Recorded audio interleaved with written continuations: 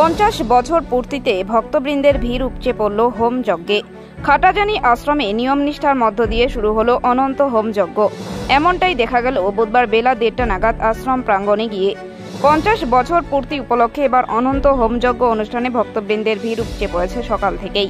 আশ্রমবাসীদের কাছ থেকে জানা গিয়েছে 14 বছর শিলংয়ে এই হোম যজ্ঞ অনুষ্ঠিত হয়েছে। এরপর খাটাজানি বিশ্বমঙ্গল অনন্ত সেবাশ্রমে এই হোম যজ্ঞ শুরু হয়েছে। এবার 50 বছর পূর্ণ হচ্ছে এই হোম যজ্ঞ। আলিপুরদুয়ার জেলা শহর সহ বিভিন্ন রাজ্যের শিষ্যরা এসে পৌঁছেছেন আশ্রম প্রাঙ্গণে। তাছাড়া অগণিত ভক্তগণের সহযোগিতায় আশ্রম প্রাঙ্গণে চলছে প্রসাদ তৈরির কাজ।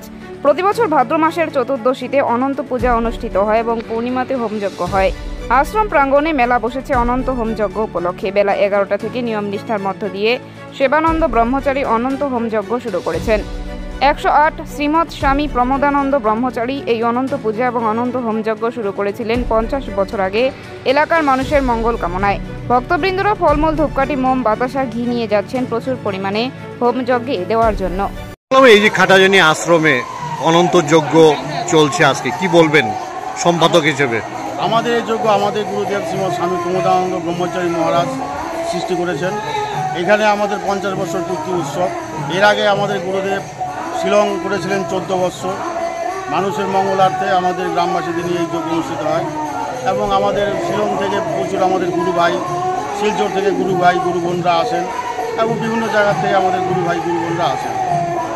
আজকে কি কি প্রোগ্রাম আছে আপনাদের? আজকে আমাদের অষ্টপ্রহর কীর্তন চলছে, নামযজ্ঞ চলছে এবং প্রসাদ খাওয়ার একটা ব্যবস্থা করা হয়েছে আমাদের।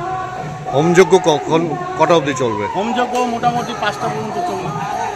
আপনার নাম? আমার নাম রতন পাল। আপনি কোন দায়িত্বে আছেন? আমি সম্পাদক পদে আছি উৎসব কমিটি। দাদা, এই যে অনন্ত হোমযজ্ঞ, আপনারা অনেক দূর থেকে এসেছেন, শিষ্যবৃন্দ, কি বলবেন? এটা তো একান্ত খুবই সুন্দর যজ্ঞ। যেসব যজ্ঞতে এই যে সমিতযজ্ঞ করা হয়, 9টা গ্রহ, নবগ্রহের যজ্ঞ করা হয়।